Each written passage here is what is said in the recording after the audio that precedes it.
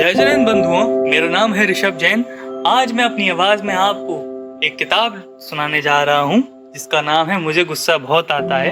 यह किताब मुनि श्री तरुण सागर जी द्वारा रचित है। एक युवक ने पूछा है, मुझे गुस्सा बहुत आता है, क्या करूं? मैं युवक की शराफत और ईमानदारी के लिए उसे धन्यवाद दूंगा कि उसने यह तो स्वीकार किया कि उसे गुस्सा आता है। गुस्सा तो तुम्हें भी आता है, मगर तुम स्वीकार कहाँ करते हो कि तुम्हें गुस्सा आता है। तुम इतने बेईमान हो कि गुस्सा कर रहे होते हो, और अगर कोई कहे भाई साहब इतना गुस्सा, तो तुम कहते हो मैं गुस्सा थोड़ी ना कर रहा हूँ, मैं तो समझा रहा हूँ, तुम बड़े झूठे हो। तुम गुस्सा करते हो, हर रोज करते हो, सुबह शाम 20 बार करते हो, लेकिन एक बार भी यह स्वीकार नहीं करते हो कि तुम्हें गुस्सा आता है, कि तुमने गुस्सा किया है, कि तुम गुस्सा पर हावी है तुम पर, कि गुस्सा तुम्हारी कमजोरी है।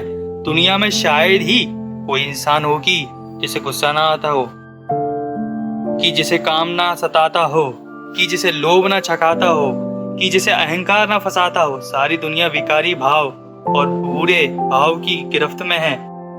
विकारी भाव, बुरे भाव और पाप भाव उस गाजर घास के समान है जो अपने आप उग जाती है, जिसके लिए बीज नहीं बोने पड़ते, जिसे खाद पानी नहीं देने पड़ते, जिसका कोई रख रखाव भी नहीं करना पड़ता। इतना ही नहीं, उस गाजर घास को उखाड़ो, काटो और फेंको तो फिर उग जाती है। यह विषैली घास है, जहाँ भी फलती फूलती है वहाँ सब चौपट कर देती है। बुरे भाव और विकारी भाव भी जीवन को चौपट कर देते हैं, जबकि शुभ भाव जीवन की चौखट पर आत्म कल्याण और लोक कल्याण का निमंत्रण देते हैं। शुभ भाव उन कीमती और कोमल फूलों की तरह है जिसके बीज बोने पड़ते हैं, जिसको खाद पानी देने पड़ते हैं, जिसका रख रखाव भी करना पड़ता है। शुभ भाव को बनाने में पुरुषार्थ लगता है, शुभ भाव को बनाने में वक्त लगता है। गाजर घास जैसी चीजों को उगने, फूलने और फलने में वक्त नहीं लगता, लेकिन फूलों को उगाने में, उन्हें जगाने में, उन्हें खिलाने में और उन्हें महकाने में वक्त लगता है, और साथ में श्रम भी लगता है। दुनिया में कुछ चीजें जल्दी उग जाती हैं, लेकिन कुछ चीजें हैं जो समय मांगती हैं, और जितनी बड़ी चीजें होती हैं उतना ही ज्यादा समय मांगती हैं। अगर गाजर घास उगाना है तो 2-4 दिन बहुत हैं। इधर बरसात हुई, उधर गाजर घास उग जाती है। मौसमी फूल उगाने के लिए 2-4 दिन में काम नहीं होगा, इसके लिए पूरे 2-4 सप्ताह चाहिए। और अगर तुम्हें ऐसे वृक्ष उगाने हैं जो हजारों साल तक रहें और जिनके नीचे लाखों करोड़ों लोगों को विश्राम मिले, तो ऐसे वृक्ष को 2-4 सप्ताह में आने वाले नहीं। ऐसे वृक्षों को उगाने में पूरा जीवन लग जाता है, और कभी कभी तो जीवन भी कम पड़ जाता है। मोक्ष का वृक्ष, आत्मा का वृक्ष, परमात्मा का वृक्ष एक ऐसा ही वृक्ष है तो 2-4 दिन में और 2-4 हफ्ते में नहीं लगता है। इसे लगाने, उगाने, फुलाने और फलाने में कई जीवन लग जाते हैं। मोक्ष और परमात्मा का वृक्ष कोई कल्पना का वृक्ष नहीं है, कल्प वृक्ष भी नहीं है कि इधर चाहा और उधर लग गया। यह तो वृक्ष है जिसका बीज तो बाप लगाता है और फल बेटा खाता है। इस वृक्ष के लिए निरंतर और अथक साधना चाहिए। इस मोक्ष वृक्ष के फल चखने के लिए जल्दी मत करना, बड़े धैर्य और प्रतीक्षा की जरूरत है, सब्र से काम लेने की जरूरत है। विकारी भाव सहज सुलभ नहीं, बिन बोई ही बिन चाहे ही मन की भूमि पर उग जाते हैं, किंतु विकार भरी दुनिया में रहकर अविकारी बने रहना दुनिया का सबसे बड़ा आश्चर्य है। विकार और अहंकार की कार में सवार व्यक्ति ना तो स्वर्ग सिधार सकता है, ना ही मोक्ष का द्वार पा सकता है। वैकुंठ तक तो वैराग्य भाग के विमान में बैठकर ही पहुंचा जा सकता है। विनम्रता का विमान ही ब्रह्मलोक तक जाता है। तो दुनिया में शायद कोई इंसान है जिसे गुस्सा ना आता हो, काम ना सताता हो, लोभ ना छकाता हो, अहम ना फंसाता हो, ना माया नचाती हो। क्रोध कर्म निरपेक्ष है। किसी भी धर्म और मजहब का आदमी हो, उसे क्रोध जरूर आता होगा। काम धर्म निरपेक्ष है, मान माया और धर्म निरपेक्ष है। हर विकारी भाव धर्म निरपेक्ष होते हैं, तभी तो धर्म के मनाने वाले को पाए जाते हैं। तुम कहते हो कि तुम्हें गुस्सा नहीं आता, बेईमानी भी हद की होती है, बेईमानी की भी हद होती है। सुबह से शाम तक गुस्सा करते हो, बात बात पर, कदम कदम पर क्रोध करते हो, और कहते हो कि गुस्सा थोड़ी ना कर रहा हूँ, मैं तो समझा रहा हूँ। वाह क्या शराफत है, लानत है ऐसी तुम्हारी शराफत पर। जो आदमी गुस्सा करता हो और अगर ईमानदारी से यह स्वीकार नहीं करता कि तुम्हें गुस्सा आता है, वह आदमी कभी क्रोध से छुटकारा नहीं पा सकता। क्रोध पर काबू पाने का पहला सूत्र है, तुम स्वीकार करो कि तुम्हें गुस्सा आता है। तुम क्रोध करते हो, तुम क्रोधी हो। क्रोधी की स्वीकार रोकती के साथ ही आधा क्रोध जाता रहता है। थोड़ी सी जागरूकता और साधना से बचा कुचा आधा क्रोध भी हो जाता है। युवक ने पूछा, मुझे गुस्सा बहुत आता है, मैं क्या करूं? मैंने उससे कहा कि तू कुछ मत कर, बस 5 मिनट चुप रह जा। क्रोध का जब भी कोई निमित्त मिले, बस 5 मिनट की चुप्पी साध ले, यह सब ठीक हो जाएगा। यह 5 मिनट की चुप्पी बड़े काम की है। गाली का जवाब भी देना है तो 5 मिनट बाद दो, क्रोध का जवाब भी देना है तो 5 मिनट बाद दो, किसी से बदला लेना है तो किसी को सफाई देना और किसी का इल्जाम लगाना है तो बस 5 मिनट बाद लगाओ। 5 मिनट का तो सब्र रखो, तुम्हें देखना है उन 5 मिनट में सब कुछ ठीक हो जाएगा। क्रोध तो तात्कालिक पागलपन है, उस तात्कालिक पागलपन में तुम जो भी पागलपन करना चाहो वह कर लो, बाद में कुछ नहीं होगा। 5 मिनट के बाद पागलपन थोड़ी ना रहेगा, वह पागलपन सिर से उतर जाएगा कि फिर तुम पागलपन भरा कुछ काम नहीं कर पाओगे। इसलिए मैंने कहा बस 5 मिनट चुप रह जाओ, 5 मिनट का गम खा लो, फिर देखना 5 मिनट चुप रहने के बाद, 5 मिनट गम खाने के बाद फल कितना मीठा होता है। सब्र का फल हमेशा ही मीठा होता है। क्या तुमने कभी यह नहीं सुना? जरूर सुना होगा, पर ना केवल सुनना पर्याप्त नहीं है, उसे चुनना भी जरूरी है। लोग जितना सुनते हैं उतना गुनते हैं कहाँ, और जितना गुनते हैं उतना चुनते कहाँ। जिंदगी का गणित तो कुछ ऐसा ही है, 1000 से कहेंगे तो 100 सुनेंगे, 900 सुनते ही नहीं है। तो क्या बहरे होते हैं? नहीं, ऐसी कोई बात नहीं है, वे सुनना नहीं चाहते। सुन भी लें तो अनसुना कर देते हैं। अब तुम क्या कर लोगे? 1000 से कहेंगे तो 100 सुनेंगे, 100 सुनेंगे उनमें से 10 ही गुनेंगे, 90 तो रह जाएंगे। 90 की छटनी तो होनी ही है, सिर्फ 10 गुनेंगे, और जो 10 गुनेंगे उनमें से सिर्फ एक सत्य को चुनेगा, एक उस परम को जिएगा। 9 की तो भैंस अब भी पानी जाएगी। 1000 में से सिर्फ एक ही मैदान में टिक पाता है, बाकी तो सब रण छोड़ दास हो जाते हैं। मुनि तरुण सागर जैसे संत कहेंगे एक भी काफी है। सत्य का साधक, प्रभु का प्रेमी एक बहुत होता है। यह दुनिया उसी एक के बलबूते पर टिकी है, या लोक व्यवहार उसी की साधना से चल रहा है, या संसार की गाड़ी का पहिया उसी की एक धुरी पर घूम रहा है। वह एक सर्वशक्तिमान है, सर्वज्ञ है, समदर्शी है।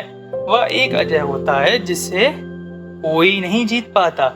तुम नाश के पत्ते देखे होंगे, तुमने ताश के पत्ते देखे होंगे, खेले होंगे। उन पत्तों में नहले को दहला और दहले को गुलाम हरा देता है, गुलाम को बीवी तो बीवी को बादशाह हरा देता है। लेकिन उन्हीं में से एक इक्का होता है, उसे कोई नहीं हरा पाता। वह अजय होता है, वह इक्का तुम ही हो। अपने पहचानो, तुम अजय हो। तुम सब्र का फल मीठा होता है, या सुनते तो सभी हैं, बलहारी तो उसे चुनता भी है, जीता भी है। मुनि तरुण सागर जैसे संत, मुनि जब बोलते हैं तो उन्हें हजारों लोग सुनते हैं, पर हजारों में सुनने वालों में से कितने ही सुनते हैं, यह खोज का विषय है। चुनने वाले बहुत विरले होते हैं, वे विरले ही सही मायने में ईमानदार श्रोता है, बाकी तो भेड़ों की भीड़ है। देश और समाज में ऐसे ईमानदार लोगों की जरूरत है जो संत मुनियों को सुने और साथ में उन्हें चुने। देश को आज कुछ ईमानदार लोगों के अलावा किसी चीज की जरूरत नहीं है, जिनके सामने देशभक्ति के अलावा कोई लक्ष्य ना हो, समाज सुधार के अलावा और कोई मिशन ना हो। इस मुल्क में काबिल, चरित्रवान, ईमानदार और निष्ठावान उन जनप्रतिनिधियों का टोटा है। आज देश में ईमानदार की आग बुझ चुकी है। अब नेताओं को ईमानदार की बात कहनी वैसी लगती है जैसे चोर के सामने अपग्रह का उपदेश देना। कहते हैं राजगृही में चोर था, नाम था उसका अंजन चोर। वह प्रतिदिन भगवान महावीर का उपदेश सुनने जाता था। जब महावीर का उपदेश उसे पूरा होता था तो वहीं चोरी करने लगल पड़ता था। कभी कभी तो वहीं के लोगों की जेब काट लेता था। एक दिन भगवान महावीर ने उससे पूछा, तुम ऐसा क्यों करते हो? चोर ने उत्तर दिया, प्रभु, प्रवचन सुनने से परलोक सुधरता है और चोरी करने से यह लोक सुधरता है। पीढ़ियों का इंतजाम होता है। अकेले प्रवचन सुनने वाले केवल एक शोक सुधारते हैं, मैं दोनों लोग सुधार रहा हूँ। वह चोर बड़ा अक्लमंद चोर था, बिल्कुल आज के नेताओं की तरह, जिनके भाषणों के आदर्श वाक्य तो होते हैं पर जीवन में कोई आदर्श नहीं होते। जो गरीबों के मसीहा तो बनते हैं पर स्वयं विलासता पूर्ण जीवन जीते हैं। जो उपदेश तो देशभक्ति के करते हैं लेकिन जिनके बच्चे विदेशों में पढ़ते हैं। जो बातें तो भारतीयता की करते हैं लेकिन मानसिकता रूप से विदेशी भाषा और संस्कृति के गुलाम होते हैं। जो दुहाई राम कृष्ण बुद्ध महावीर गांधी और शास्त्री की देते हैं लेकिन समझते हैं कि वे अप्रासंगिक और कालातीत हो गए हैं। ऐसे नेता ने देश का बड़ा गर्व कर रखा है। तो वह चोर जिसकी मैं बात कर रहा था इसी सभा में मौजूद है। कहो तो मैं उसे खड़ा कर दूंगा। चोर और कोई नहीं, तुम्हारा मन ही वह चोर है, इसलिए तुम ही वह चोर हो। तुम भी तो लगभग यही करते हो, या मेरा प्रवचन सुनते हो, वहां दुकान जाकर मिलावट करते हो, इनकम टैक्स की चोरी करते हो, सत्संग करते हो और घर पहुंचते ही गुस्सा करते हो, कलह करते हो, कलेश करते हो, यह ज्ञान की गंगा में डुबकियां लगाते हो, वहां पांडाल से बाहर निकलते ही पाउच खा लेते हो, तंबाकू चबा लेते हो, शराब पी लेते हो, मांसाहार कर लेते हो, इधर मंदिर में भगवान का दर्शन पूजन करते हो, उधर मंदिर से बाहर निकलते ही बाहें चढ़ा लेते हो, गाली गलौज पर उत्तर आते हो। जरा खुद को अपने दिल से पूछो, क्या वह चोर तुम ही नहीं हो? आचार कुन कहते हैं। एक हाथी है, वह तालाब में खूब नहाता है, घंटों नहाता है, नहा धोकर जब बाहर निकलता है वह सूंड से धूल मिट्टी भरकर पन्न पर डाल देता है। वह हाथी कोई और नहीं, तुम ही हो। जब मंदिर गए, घंटों 2 घंटे खूब पूजा पाठ किया, भजन कीर्तन किया, अर्थात खूब नहा लिया और पूजा पाठ भजन कर कीर्तन करके मंदिर से बाहर निकले और क्रोध कर लिया, पाउच गुटखा खा लिया, तो समझना पाप की धूल आपके मन पर डाल ली, तो हाथी तुम ही हो ना।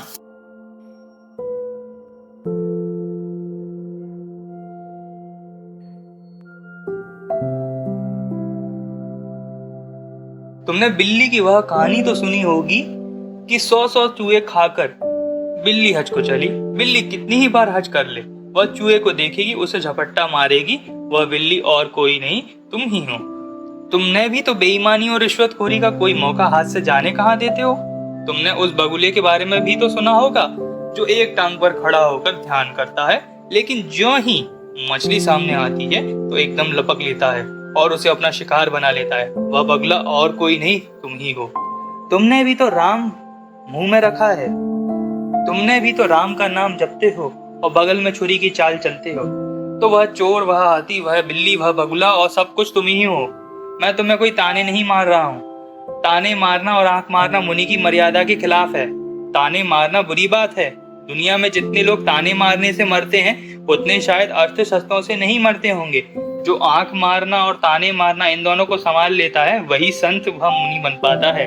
अपनी आंखों और जुबान को संभाल कर रखना चाहिए। जिंदगी की सारी गड़बड़ियां इन्हीं से शुरू होती हैं। तो मैं तुम्हें ताने नहीं मार रहा हूँ, मैं तो ताने समझा रहा हूँ कि ताने मारने की आदत अच्छी बात नहीं है। आदत बुरी है। आदत का मतलब अब तुम गुलाम हो गए हो और आदत तुम्हारी मालिक हो गई है। गुलामी बुरी है। तुम्हारी कोशिश हो कि आदतों मालिक न बनने पाए, क्योंकि आदतें सभी बुरी होती। मैं तो कहता हूँ कि मंदिर जाना, मंत्र जपना, प्रवचन करना, सुनना, सत्संग करना, इसे भी आदत मत बनने देना। क्योंकि जिस दिन मंदिर जाना, प्रवचन सुनना, सत्संग करना तुम्हारी आदत बन जाएगा तो फिर वह मंदिर, वह प्रवचन, सत्संग तुम्हारी जिंदगी में कोई भी क्रांतिकारी परिवर्तन नहीं ला सकता। कोई भी मंत्र जाप और सत्संग जब आदत बन जाता है तो मन को खुलकर खेलने का अवसर मिल जाता है। अगर चाय पीना तुम्हारी आदत बन गई है तो वह शराब पीने से भी ज्यादा खतरनाक है, और अगर शराब पीना आदत नहीं है तो वह महज चाय पीने जैसी है, क्योंकि अभी भी तुम्हारी खुद पर मालकियत कायम है। पर ऐसे कितने लोग हैं जो पीते तो हैं लेकिन पीना उनकी आदत में नहीं। हर पीने वाला आदतन पीता है।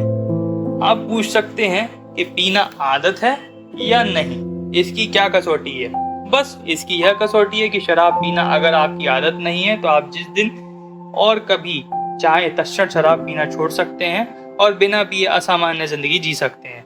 इस कसौटी पर जरा अपने आप को कस कर देखिए और अपने को परखिए कि शराब बतौर शौक पी रहे हैं या आदतन पी रहे हैं। बम्बई के ताजमहल होटल के सामने एक टैक्सी खड़ी हुई थी। एक व्यक्ति आया और बोला, टैक्सी टैक्सी। वाला बोला, हाँ साहब कहिए कहाँ चलना है? वह व्यक्ति बोला, गेटवे ऑफ इंडिया ले चलो। जो लोग मुंबई गए उन्हें पता है कि ताजमहल होटल के सामने ही गेटवे ऑफ इंडिया है। पैदल चलो तो पहुंचने में 1-2 मिनट लगते हैं। टैक्सी ड्राइवर समझ गया कि इसने पी रखी है। वह नीचे उतरा, टैक्सी का दरवाजा खोला और कहा, बैठिए साहब। वह पियक्कड़ बैठ गया। ड्राइवर ने दरवाजा बंद किया और अपनी सीट पर बैठा और बोला, साहब उतर जाइए, गेटवे ऑफ इंडिया सामने आ गया है। वह उतरा, 50 का नोट ड्राइवर को पकड़ाया और हिदायत दी कि इतनी तेज गाड़ी मत चलाया करो, यह हाल होता है पीने वालों का। अभी 2 दिन पूर्व मध्य प्रदेश सरकार ने गुटखे पर प्रतिबंध लगाया। यह मानवता के लिए एक शुभ समाचार है। चलो 30 साल बाद ही सही, हमें पता तो चला गुटखा स्वास्थ्य के लिए हानिकारक है। मैं सरकार के इस निर्णय का स्वागत करता हूं, पर अकेले गुटखे पर प्रतिबंध लगाने से कोई काम नहीं चलेगा। साथ ही सिगरेट शराब पर भी प्रतिबंध लगाना पड़ेगा। गुटखे पर तो प्रतिबंध लगा दिया और सिगरेट शराब पर कुछ नहीं किया, तो यह ऐसा हुआ जेब कतरों पर प्रतिबंध लगा है दिया है और डकैतों के बारे में विचार तक नहीं किया। गुटखा तो छोटे मोटे जेब कतरे हैं, शराब और सिगरेट डकैत हैं। गुटखा तो सिर्फ मनुष्य के लिए जहर है, लेकिन शराब तो पूरी मानवता के लिए जहर है।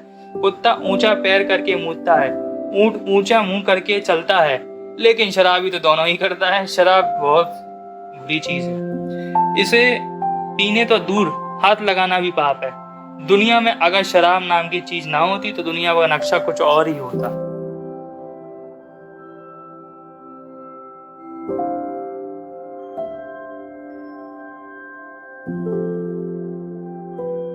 अच्छा हुआ जो अंगूर के बेटा ना हुआ, बेटी ने ही उठा रखा है दुनिया के सिर पर। पानी के बिना नदी बेकार है, अतिथि के बिना आंगन बेकार है। स्नेह ना हो तो सगे संबंधी बेकार है। पैसा ना हो तो पॉकेट पैकेट यात्रा बेकार है, और शांति ना हो तो जीना बेकार है। सद्गुरु और सत्संग ना हो तो जीवन बेकार है। जीवन में संयम और मर्यादा ना हो तो बेकार है। साधु बैंक में हो तो शोभा नहीं देता, और जीवन में संयम का बैंक ना हो तो जीवन शोभा नहीं देता। त्रिशालु और लालची की आंखों को या तो संतोष भरेगा या फिर कब्र की मिट्टी भरेगी। इनके अलावा और कोई इनकी भूख की निगाहों को नहीं भर सकता। मुझे गुस्सा बहुत आता है, क्या करूं?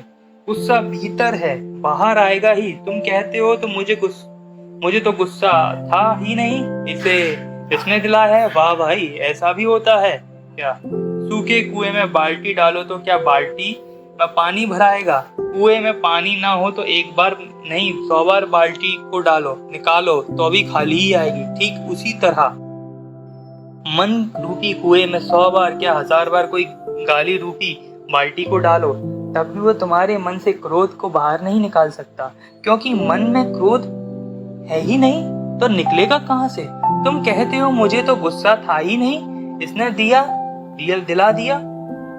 तुम्हारा यह कहना सफेद झूठ है। तुम्हारे मन में गुस्सा था, तभी तुम्हारे ने दूसरे को गाली की बाल्टी तुम्हारे मन से उतारी और निकाली तो यह लवालब भरी। गुजरात में यह संत था, एक नाथ, बड़े प्रसिद्ध संत थे। उनकी बड़ी मीठी कथा है। वे कहते हैं एक बार वे सुबह सुबह नदी में नहाने गए, गंगा स्नान करने गए। सर्दियों के दिन थे, नदी में स्नान किया, बाहर निकले तो उनका एक विरोधी उनसे खार खाए बैठा था। मौका देखा, उसने संत एकनाथ पर थूक दिया। एकनाथ चुप रहे, उसे बगैर कुछ कहे फिर नदी में नहाने चले गए। नहाने फिर घर के आगे बढ़ चले, रास्ते में व्यक्ति फिर मिल गया, उसने फिर थूक दिया। संत एकनाथ ने कि आलोचकों ने यह आज तय किया था कि कुछ भी हो जाए आज इसे हर हाल में गुस्सा दिलाना है। संत तो क्षमा मूर्ति थे। फिर वे स्नान करने चले गए, नहाकर फिर वापस घर की ओर चल पड़े। वह व्यक्ति फिर कहीं खड़ा हो गया, उसने फिर थूक दिए। संत एकनाथ फिर वापस पलट गए, फिर नहाया, चल पड़े, रास्ते में उसने फिर थूक दिया। इस तरह पूरे 100 बार थूका। एकनाथ बगैर उत्तेजित हुए 100 बार गंगा स्नान किया। जब वह थूक कर थक गया, थकना ही था, आखिर थूकने की भी हद होती है, तो उसने कहा, अरे बाबा क्या तुझे गुस्सा नहीं आता? मेरा तो सारा थूक खत्म हो गया, सुबह से थूक रहा हूँ और तू ही है कि मुस्कुराई जा रहा है। अब संत एकनाथ बोलते हैं, अरे भाई क्या मैं तेरे ऊपर गुस्सा करूं? अरे तू तो महान उपकारी है, आज तेरी बदौलत गंगा मैया में 100 डुबकी लगाने का सौभाग्य मिल गया। कहते हैं वह व्यक्ति संत एकनाथ के चरणों में गिर गया और अपने अपराध के लिए पश्चाताप करने लगा। संत एकनाथ के मन में क्रोध था ही नहीं, वो तो विरोधी की बाल्टी हर बार खाली आई, और तुम्हारे मन में क्रोध तभी तो सामने वाले के 2 कड़वे शब्द कहे और तुम भड़क गए। क्रोध की कई किस्में होती हैं। एक बेहद क्रोध होता है जो पत्थर पर खींची हुई गई रेखा के समान होता है, या क्रोध दीर्घकालिक होता है। दूसरा को होता है बहुत क्रोध, जो ईंट की रेखा के समान होता है। क्रोध की तीसरी किस्म होती है मामूली क्रोध कहलाती है। यह क्रोध मिट्टी पर खींची हुई रेखा जैसा हल्का होता है। और क्रोध की चौथी किस्म की होती है मीठा क्रोध, जो जल पर किसी खींची हुई रेखा के समान होता है। तुम जल पर इधर रेखा खींचते हो, उधर रेखा मिट जाती है, लेकिन जल पर रेखा खींच भी नहीं पाते और मिट जाती है। संत मुनियों का क्रोध ऐसा ही होता है, जल की रेखा की तरह। जो क्रोध है वह बड़ा सात्विक क्रोध है। गृहस्थ जीवन मामूली क्रोध ग्रह है। बेहद क्रोध और बहुत क्रोध तामसिक है। इसके परिणाम अत्यंत हानिकारक होते हैं। गाड़ी चलाना मैदान में सीखते हैं, लेकिन उसे बाजार में चलते समय गाड़ी चलाना किसी सुनसान मैदान में सीखा जाता है और भीड़ भाड़ बड़े बाजार में चलाई जाती है। मैं मुनि तरुण सागर डॉक्टर अम्बेडकर मैदान में तुम्हें जो गाड़ी चलाना सिखा रहा हूँ, इसे तुम्हें घर और बाजार में चलाकर दिखाना है।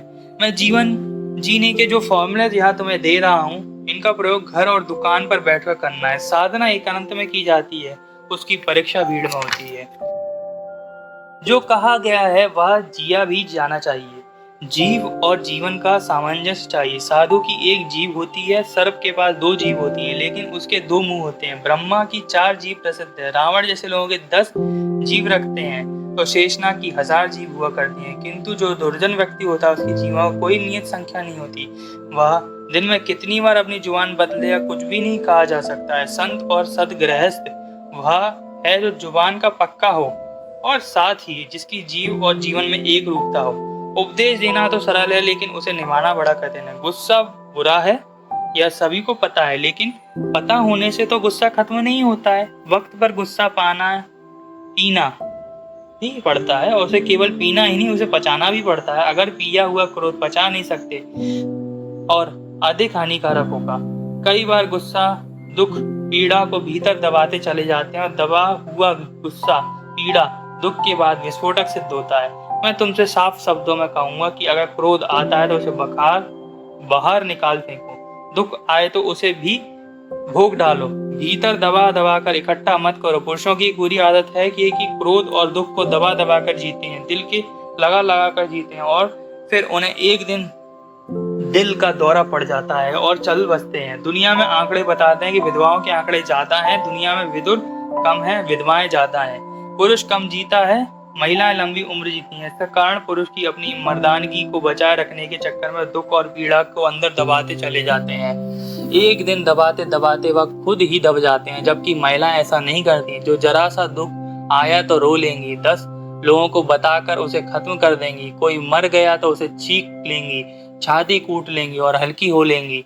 लेकिन पुरुष मूछ और मर्दानगी के चक्कर में यूं ही बैठ रहता है, बेचारा रो भी नहीं पाता। तुम्हें पता होना चाहिए कि पागल खानों में महिलाओं की अपेक्षा पुरुषों की संख्या ज्यादा है। ऐसा क्यों? क्योंकि स्त्रियां थोड़ा थोड़ा पागल रोज हो लेती हैं। कैसे? गुस्सा आया तो चंडी बन गई, पप्पू को ठोक पीट दिया, छाती कूट ली, बाल नोच लिए, थोड़ी देर बाद फिर ठीक हो गई। लेकिन पुरुष ऐसा नहीं करते। वे तो सारा दिन पागलपन भीतर ठूसते जाते हैं और एक दिन पूरे ही पागल हो जाते हैं। थोड़ा थोड़ा पागलपन हर रोज हो लीजिए, पर किसी की बात को दिल में गांठ मान मत लीजिए। यह गांठ बहुत खतरनाक है, लेकिन बुरी बात को दिल में लगाकर बैठ जाने से दिल ही बैठ जाता है। दिल बड़ी नाजुक चीज है, उस पर व्यर्थ का वजन मत डालिए, वह इस वजन को बर्दाश्त नहीं कर पाएगा। अपने दिल को केवल साफ ही ना रखें, हल्का भी रखें। पाक व हल्का दिल ही बराबर के लिए उपयुक्त है, दिल भर के लिए उपयुक्त है। मैं कहता हूँ क्रोध में जो इच्छा हो पूरी करो, लेकिन क्रोध आने पर कुछ भी करने से पहले 5 मिनट चुप रहो। मैं तुमसे सिर्फ 5 मिनट मांग रहा हूँ, 6वां मिनट तुम्हारा है। मुझे क्रोध से प्रारंभिक क्षणों में सिर्फ 5 मिनट दे दो। मैं दावे से कह सकता हूँ कि 5 मिनट क्रोध हवा निकल जाएगी, गुस्से का दम निकल जाएगा। क्रोध बड़ा आयुष है। क्रोध ज्यादा देर जीवित नहीं रहता। प्रतिकूल निमित्त मिलने पर अगर 5 मिनट शांत रह गए तो समझना तुम संत बन गए। और क्रोध के क्षणों में 5 मिनट का सब्र और संयम नहीं रखा तो क्रोध तुम्हारा दम निकाल देगा, गुस्सा तुम्हारी हवा निकाल देगा। दिल के फफोले जल उठे सीने की आग से, इस घर को आग लग गई घर के चिराग से। वह घर के चिराग कौन है? यही क्रोध वह चिराग है जो कभी भी फट पड़ता है और जिंदगी को कोहराम मचा देता है। मैंने सुना है एक आदमी था, वह बड़ा क्रोधी था, लेकिन सोचता था कि पत्नी मुझे क्रोध दिला देती है, वह क्रोध दिला देते हैं या फिर अन्य कोई क्रोध दिला देता है। एक दिन गुस्से में घर बार छोड़ और गुस्से में ही सन्यासी बन गया। वह वृक्ष के नीचे बैठकर ध्यान कर रहा था तो एक कौवा उस बीट कर दिया। बस फिर क्या, वह तो आग बबूला हो गया। ध्यान से उठ खड़ा हुआ और एक पत्थर उठाकर कुएं को मार दिया। बोला, साले तू अपने को समझता क्या है? भीतर का क्रोध ना गया तो सन्यास भी अधूरा है। भीतर का क्रोध होगा तो कोई भी निमित्त मिलते फट जाएगा। गाली की भी कोई बाल्टी उसे खींच लाएगी। तुम्हारी कोई गलती बता दे तो तुम्हें उस गलती तो बजाय स्वीकार करने के लड़ झगड़ पड़ते हो। मैं पूछता हूँ, क्या यह उचित है? अपनी बुराई सुनने की आदत डालो। अपनी गलती हो तो सुधारो और अपने को बदलो, अपने स्वभाव को बदलो। स्थान बदलने में कुछ नहीं होगा, अपना ध्यान बदलना होगा। मैंने सुना है एक कौवा जा रहा था, इंदौर की तरफ उड़ा जा रहा था। एक कोयल ने पूछा, चाचा कहाँ जा रहे हो? कोयल ने कहा, इंदौर जा रहा हूँ। इंदौर के लोग भले हैं, अब मुझे रतलाम नहीं रहना है। यहाँ के लोग मेरी कद्र नहीं जानते हैं, मेरी मधुर आवाज और सुरीले स्वर को नहीं पहचानते हैं। अब मैं यह शोर छोड़ रहा हूँ क्योंकि यहाँ के लोग दूसरे की कद्र करना ही नहीं जानते। कोयल ने कहा, चाचा देश बदलने से कुछ नहीं होगा। बदलना है तो अपने कंठ को बदलो, अपने गाने के ढंग को बदलो, जरा अपनी आवाज को बदलो। मुझे नहीं पता बाद में कौवे ने क्या निर्णय लिया, पर मुनि तरुण सागर रूपी कोयल के सामने बैठे हुए चचाओं और चाचियों से कह रहा हूँ, मेरे प्यारे प्यारे चाचा चाचियों, संसार को बदलने की कुचेष्टा मत करो। बदलना है तो अपने को बदलो, अपने जीने को बदलो। अगर आज तुमने अपने को बदल दिया तो यकीन मानिए दुनिया स्वाद ही बदल जाएगी। जगह बदलने से स्वभाव नहीं बदलता। हाँ, स्वभाव बदल लो तो फिर जगह बदलने की जरूरत ही नहीं पड़ती। और अभी हम जगह तो हर रोज बदल रहे हैं, सुबह शाम बदल रहे हैं, पर हम अपने स्वभाव को कुछ नहीं बदल रहे हैं। क्या स्कूल बदलने से क्लास बदल जाती है? अरे स्कूल तो कोई भी बदल सकता है, लेकिन क्लास का बदलना उसकी योग्यता पर निर्भर करता है। स्कूल तो गधा भी बदल सकता है। कई बार बच्चा फेल हो जाता है तो उसको स्कूल बदल देते हैं, पर क्लास तो पास होकर ही बदलती है। हमें स्कूल नहीं, क्लास बदलनी है, स्थान नहीं, हमें स्वभाव बदलना है। भगवान महावीर कहते हैं, भाव बदलने से स्वभाव ही नहीं बदलता बल्कि भव भी बदल जाता है।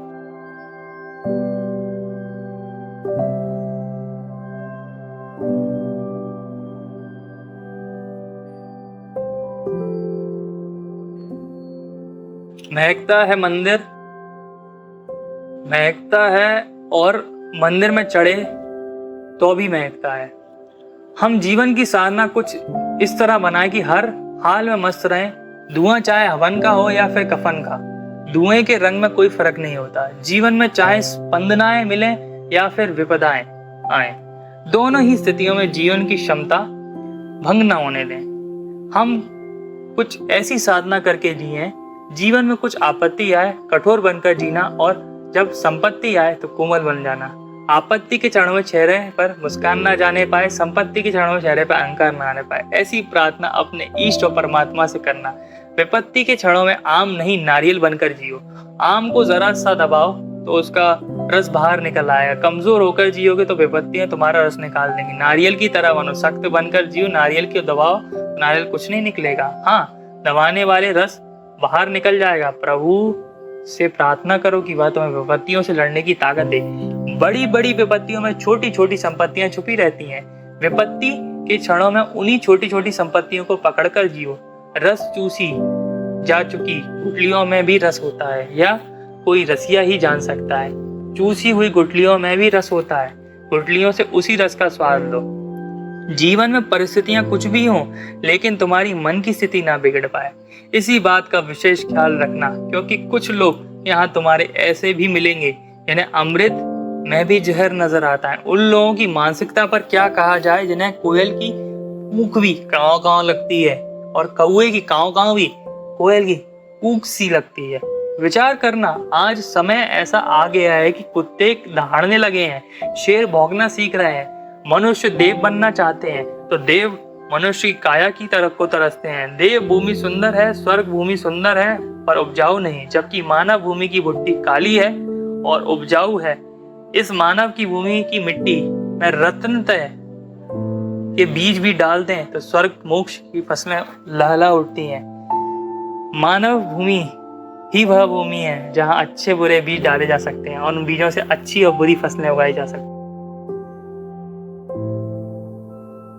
भूमि तो संगमरमर का फर्श है, वहां फसलें नहीं उगती।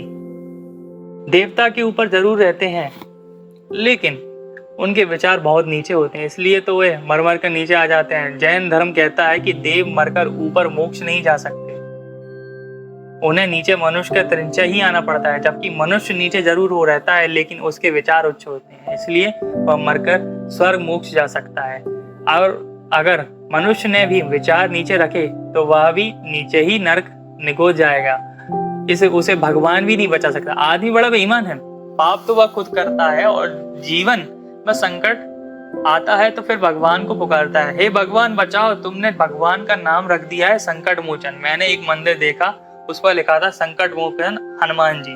वाह क्या कमाल है।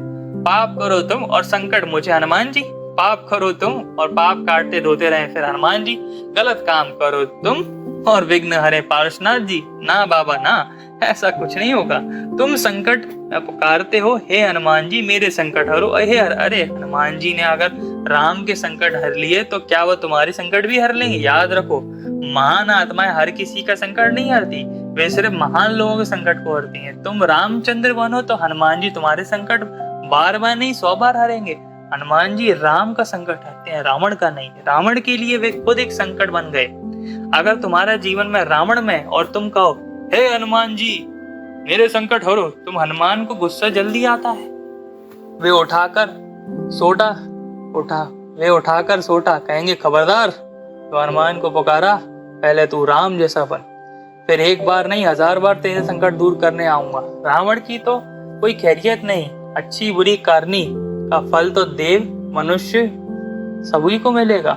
दुनिया में व्यक्ति अपने आचरण और दुराचरण की वजह से ही तो पूजा और पीटा जाता है। मैंने सुना है स्वामी विवेकानंद अमेरिका गए, उन्होंने एक सभा में भाषण देना था, वहाँ उनकी स्पीच थी। उनकी स्पीच के बाद एक युवा स्त्री ने उनसे मुलाकात की और कहा, स्वामी जी आप बहुत अच्छा बोलते हैं, आप कितने खूबसूरत हैं, आप वक्ता में ही बहुत प्रभावित हूँ, आप जैसा स्मार्ट पुरुष कोई नहीं देखा, आपके कहने का अंदाज बहुत खूब है, मैं आपकी फैन हूँ वगैरह वगैरह। विवेकानंद जी सुनते रहे और मुस्कुराते रहे। युवती ने कहा, स्वामी जी आप नाराज ना हो तो एक बात कहूँ, मेरे एक दिली तमन्ना है, उसे प्रकट कर। विवेकानंद जी बोले, क्या बात है? उस युवती ने कहा, मुझे आप जैसा एक पुत्र चाहिए। विवेकानंद फिर मुस्कुराए पर बोले कुछ नहीं।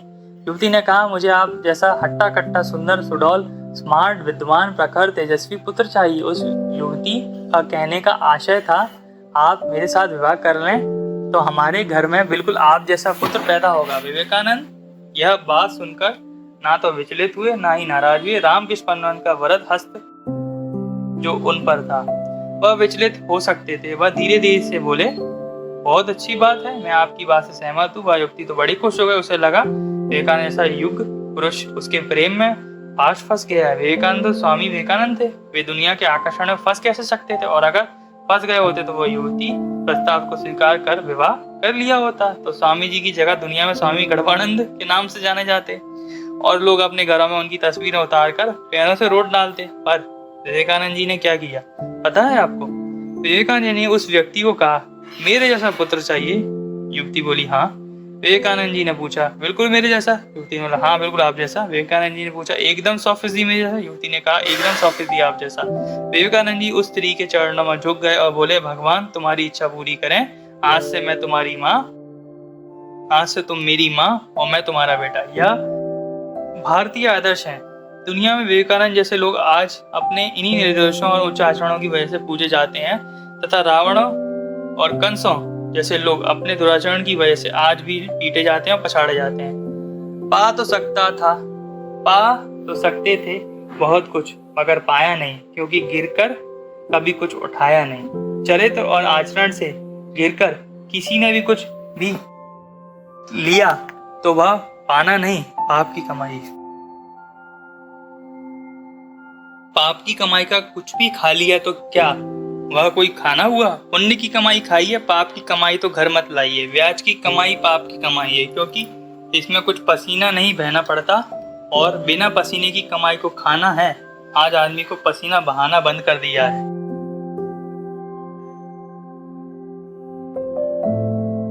परिणाम वह निस्तेज और रुग्ण हो गया है। आज हमने प्याज खाना तो छोड़ दिया है, मगर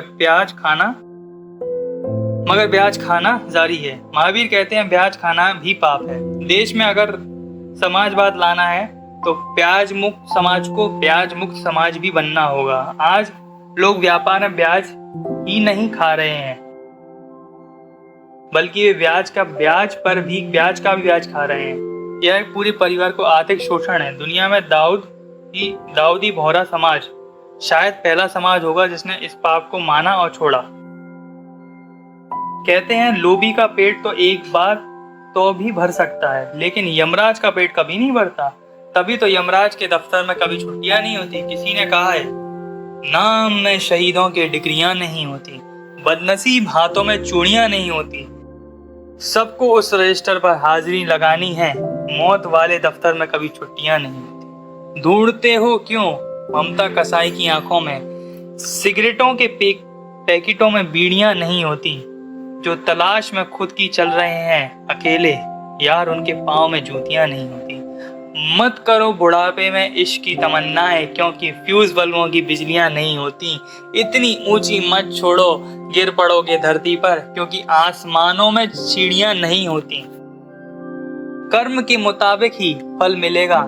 इंसान आम वाले पेड़ों पर भिंडियां नहीं होती। पुण्यात्माओं की लक्ष्मी चरण पखारती हैं, अभागे भागे सोनियों में हड्डियां ही मिलती।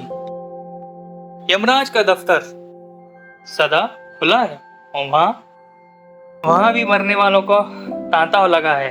कोई सुबह मर रहा है तो कोई शाम मर रहा है, कोई जी कर मर रहा है तो कोई मर कर जी रहा है। एक व्यक्ति था, एक दिन उसकी पत्नी मर गई। गांव में सब लोग इकट्ठे हुए, आरती बनाई, उसकी पत्नी को लेटाया, फिर उसे लेटाया, घर के बाहर निकलने लगे। अर्थी घर के दरवाजे की कील से टकरा गई। कील से अर्थी क्या टकराई पत्नी की, तो चेतना लौट आई। वह उठकर बैठ गई। सब लोग घबरा गए। अर्थी को नीचे उतारा तो पत्नी अंगड़ाई ले रही थी। इसके बाद वह 10 साल और जिंदा रही।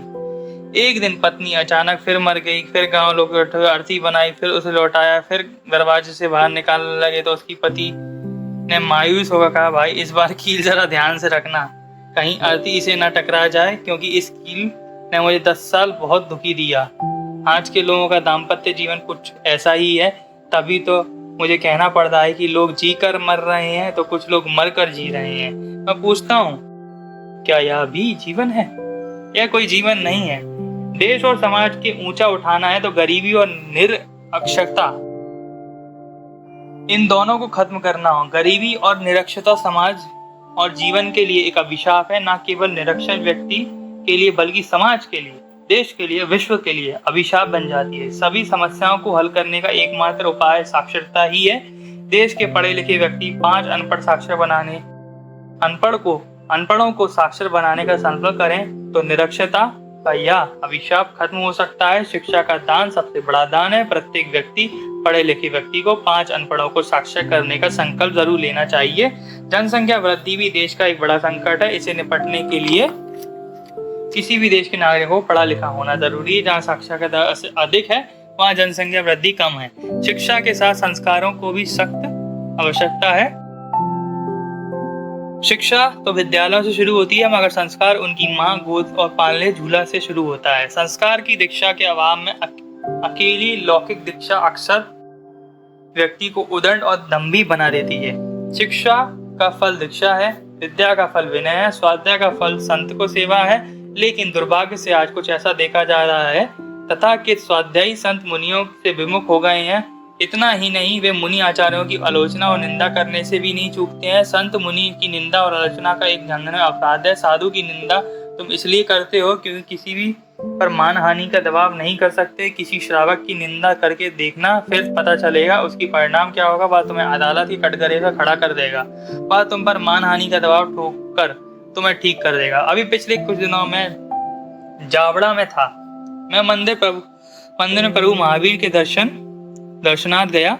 वहां मैंने देखा कुछ श्रावक स्वाध्याय में मग्न थे, तत्व चर्चा में रत थे। उन्होंने एक संत देखा तो उठकर खड़ा होना और नमस्तु करना तो दूर, हिले डुले भी नहीं। और संत को इस बात का कोई बुरा नहीं लगा, मगर घटना के उन लोगों का अमंगल संकेत तो मिल गया।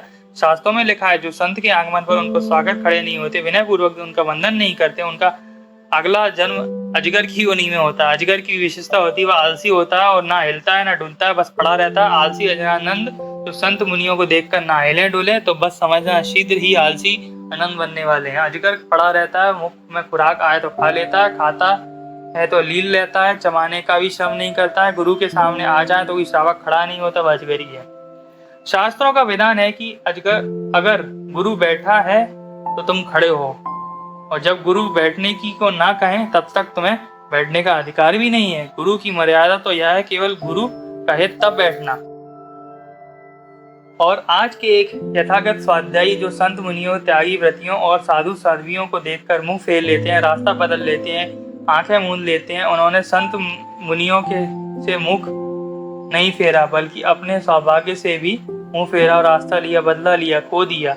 आंख ही नहीं मूंदी, बल्कि अगले जन्म में अपना अंधा बनाने का रास्ता भी अख्तियार कर लिया। संत मुनि तो किसी भी अभिशाप नहीं देते, लेकिन उनके प्रति किसी ने मन में रंच मात्र भी दुर्भाव आ जाए तो उसका जीवन स्वतः अभिशाप हो जाता है। ख्याल रखना, मैं मुनि हूँ, इसलिए मुनियों की कोई वकालत नहीं कर रहा हूँ। संत मुनि तो स्वात महान होते हैं, केवल समाज को सावधान कर रहा हूँ कि सच क्या है। इस बात की भली भांति समझ ले, भगवान महावीर और आचार्य कुनकुन बहुत साफ शब्दों में आदेश देकर गए कि पंचम काल के अंतिम समय में भावलिंगी सम्यक दृष्टि मुनि आचार्य इस भरत क्षेत्र के विचरण करते रहेंगे, और इन्हीं सद प्रयासों के से भगवान ऋषभदेव और महावीर द्वारा कथित जैन धर्म कलयुग से चलता चमकता रहेगा।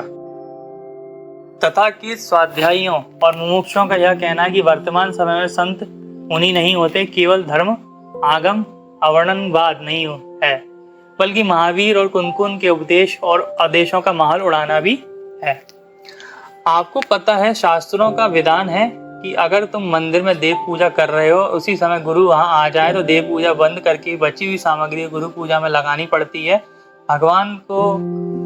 भगवान से यह कहकर भी, प्रभु अब मेरा बाप आ गया है, वह बाप जिसने मुझे तेरी सेवा करनी सिखाई, जिसने तेरा परिचय दिया, जिसने तेरा मंत्र नाम दिया, मेरा वह बाप आ गया। अतः यह बची हुई सामग्री उन गुरु चरणों में समर्पित करता हूँ, उसे के परम प्रसाद से ही आज मैं तेरे चरणों बैठा हूँ। गुरु गोविंद दऊं खड़े काके लगे पाए, गुरु गोविंद दऊं खड़े काके लागे पाए, बल हरि गुरु आपकी गोविंद दियो बताए। याद रखना, जो संत मुनि के आदर का आसान नहीं देगा, उसका सिंहासन छीनने में भी देर नहीं लगेगी। 4 पुस्तकें क्या पढ़ ली आपने, आपको संत मुनि के आगे समझने लगे? लानत है ऐसी स्वाध्यायी पर। अरे स्वाध्याय का फल तो संत सेवा और सत्संग है। थोड़ा सा उधर ज्ञान और भरकम अहंकार किस बात का संकेत है? गुरु शिष्य को ज्ञानी बनने की क्षमता विकसित करता है। कई लोग शिक्षक और गुरु को एक दृष्टि से देखते हैं, लेकिन दोनों में बड़ा फर्क है। शिक्षक शिष्य को केवल विज्ञान एवं कला का ज्ञान, जबकि गुरु उसे विज्ञान के साथ जीवन की कला भी सिखाता है। आज समाज में सद्गुरुओं का टोटा नहीं है, बल्कि सच्चे शिष्यों का टोटा है। गुरु बनना तो आसान है, मगर शिष्य बनना चुनौती भरा काम है। एक मधुर प्रसंग। और एक बार इंद्र ने भी मुझे पूछा, देवी आपका निवास कहाँ है? लक्ष्मी ने प्रत्युत्तर कहा, जिस घर में मुनि जनों और गुरुजनों का आदर होता है, जिस परिवार में सुसंस्कृत अर्थात मीठे वचनों बोले जाते हैं, जहाँ किसी तरह के झगड़े नहीं होते, हे इंद्र मैं उसी घर में निवास करती हूँ। मैं तुम्हारे पास जो भी दौलत है वह देव गुरु शास्त्र की अर्चना के ही बदौलत है। कल तक के अधिकांश जैनी, खासकर के युवा वर्ग, मुनियों के पास जाने से कतराते थे, लेकिन क्योंकि धारणा यदि जबरदस्त नियम पकड़ा देंगे, कोई भी त्याग करा देंगे। संभव है कि वह धारणा कुछ अर्थों से में सही भी हो, लेकिन अब समय बदल गया। मुनि, तरुण, सागर जैसे संत किसी पर जबरदस्ती त्याग नियम नहीं पकड़ाते, ना केवल उनकी जरूरत समझते। उनका प्रयास तो केवल सोए हुए लोगों को जगाने का होता है। जब मैं रतलाम शहर में प्रवेश कर रहा तो पत्रकारों में सोचा, आप रतलाम को क्या संदेश लेकर आ रहे हैं? मैंने कहा, मैं वहां किसी को कुछ सिखाने नहीं, बल्कि लोगों को जगाने आ रहा हूँ। धर्म जबरदस्ती नहीं करता। जैन धर्म जबरदस्त तो है, लेकिन उसमें जबरदस्ती कतई नहीं है। कोई भी त्याग और संकल्प स्वेच्छा आत्म प्रेरणा से लेना चाहिए। धर्म आत्म अनुशासन है। धर्म के प्रतीक राम, कृष्ण, बुद्ध, महावीर, क्राइस्ट, मोहम्मद सभी परम और आत्म अनुशासित थे, लेकिन दुर्भाग्य यह है कि उनके अधिकांश मानने वाले स्वच्छंद और उपद्रवी हैं। मैं समझता हूँ दुनिया का शायद कोई भी धर्म बुरा हो, सभी धर्म अच्छे हैं, लेकिन उनके अनुयायी अच्छे नहीं हैं। हर अच्छे धर्म में कुछ बुरे लोग जरूर होते हैं। यह पृथ्वी उन्हीं बुरे लोगों की वजह से नर्क बनी हुई है। हिंदू हो या मुसलमान, जैन हो या बुद्ध, सिख हो या ईसाई, सभी भीतर एक ही तत्व मौजूद है। वो इतनी फिरका पस्ती, ग्रुपबाजी और अफरा तफरी क्यों? वजह साफ है, हमने महापुरुषों के आदर्शों को पसंद तो करते हैं लेकिन वह जीते नहीं हैं। जीसस कहते हैं पड़ोसी को अपने जैसा ही प्रेम करो। जो तुम्हारे एक गाल को चांटा मारे तो तुम उसके दूसरे गाल पर भी उसके सामने कर दो। यह कितना बड़ा प्रेम और शांति का संदेश। लेकिन ईसाई यह कर रहे हैं। वे आज भी पड़ोसी के लिए तलवार का दर धार रहे हैं। इस्लाम का अर्थ है शांति, लेकिन दुनिया में सबसे ज्यादा अशांति तथाकथित इस्लाम को मानने वाले ने फैलाई है। आज इस्लामी आतंकवाद सारी दुनिया के लिए एक खतरा बन गया है।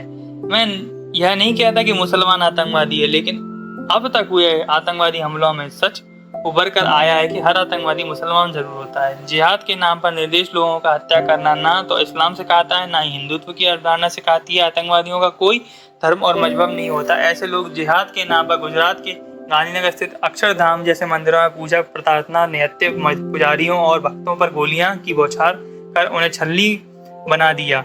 वे किसी भी धर्म के मानने वाले हों, यही सही मायने में धर्म के दुश्मन है। किसी सदी का सबसे भीषण रावण है आतंकवाद। इन आतंकवादियों रावण की कई सिर हैं। आतंकवादी की भावना एक आसुरी भावना है। इनका सुबड़ा साफ किए बगैर शांति की स्थापना संभव नहीं है। इस देश में गौरवशाली अतीत इस बात का प्रत्यक्ष प्रमाण है कि आतंकवाद ने चाहे किसी भी रूप में सिर उठाए हो, कुचलने के लिए सारी प्रजा एक होकर लड़ी है। क्योंकि आतंकवाद हो, रावण हो, इनका अपमान कोई धर्म मजहब नहीं होता।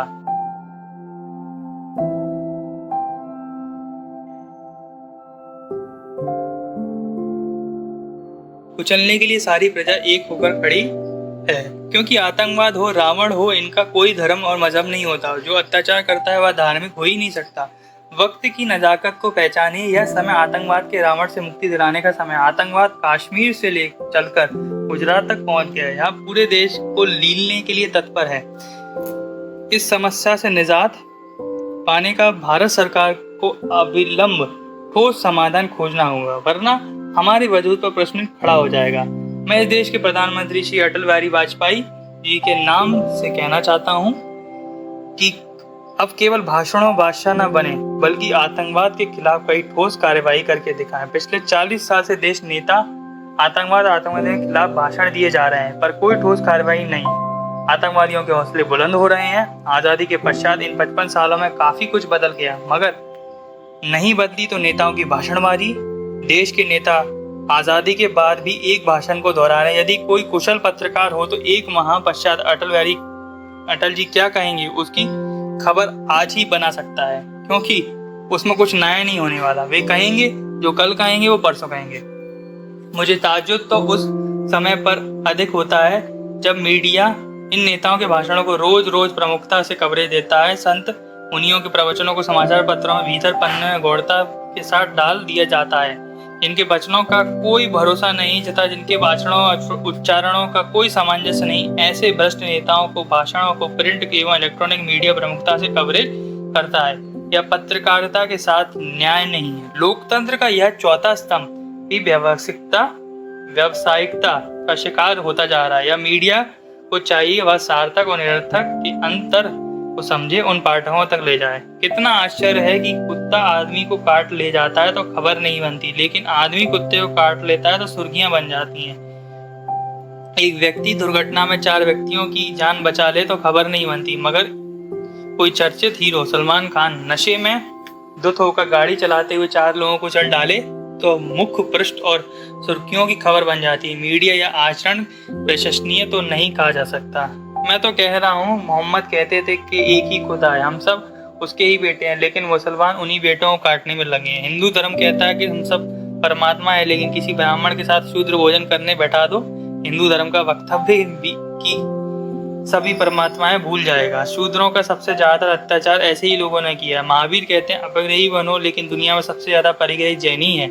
महावीर जब तप करने चले तो उन्होंने राजपाट यहाँ तक कि तन के वस्त्र भी छोड़ दिए और नग्न होकर खड़े हो गए। मगर तुम यह जानकर आश्चर्य होगा, दुनिया में सबसे ज्यादा कपड़े की दुकान महावीर के अनुयायी कर रहे हैं। जैनी आज महावीर वस्त्र भंडार की दुकान खोल बैठे हैं। जिस महावीर ने तन के कपड़े पर एक चिंतक तक नहीं था, उस महावीर पर उसके तथा कथित अनुयायियों ने कपड़ों की पूरी थान लपेट रखी है। महात्मा गांधी के साथ भी लगभग ऐसी दुर्घटना है। जिस गांधी ने आजादी के समय लंगोट लुमा धोती धारण रखी थी, उस गांधी की मृत्यु के बाद गांधी के तथाकथित अनुयायियों ने उनसे कोई त्याग की प्रेरणा तो नहीं ली, बल्कि मोहमाया में खींच ले गए। मैं कहता हूँ कोई धर्म बुरा नहीं, बल्कि सभी धर्मों में कुछ बुरे लोग जरूर हैं जो अपने ध्वस्त स्वार्थों के कारण उन धर्मों की आड़ में अपने गोरख धंधे और नापाक इरादे जाहिर करते रहते हैं।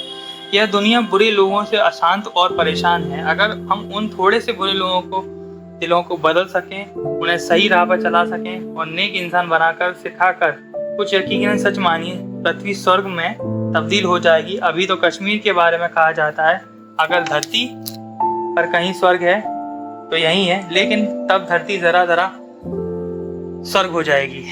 मुनि तरुण सागर जैसे संत मुनियों का सिर्फ यही एक प्रयास है कि जीवन स्वर्ग बने, घर परिवार स्वर्ग बने, समाज और देश में माहौल स्वर्गीय हो, स्वर्गीय पूरी पृथ्वी का वातावरण स्वर्गमय हो, क्रोध और नफरत का नरक हो ना हो, प्रेम और क्षमा स्वर्ग हो। जिस क्षण तुम इस रहस्य को समझ जाओगे, जब तुम रहस्य को समझ जाओगे, तब तुम स्वर्ग में जीवन शैली प्राप्त कर सकोगे, जहाँ सुख, स्वास्थ्य, शांति, संतोष, वैभव का सदा हिलोरे लेता रहता है। वहां उस बिंदु पर पहुंचने के पश्चात तुम शायद कभी दोबारा नहीं कहोगे कि मुझे गुस्सा आता है।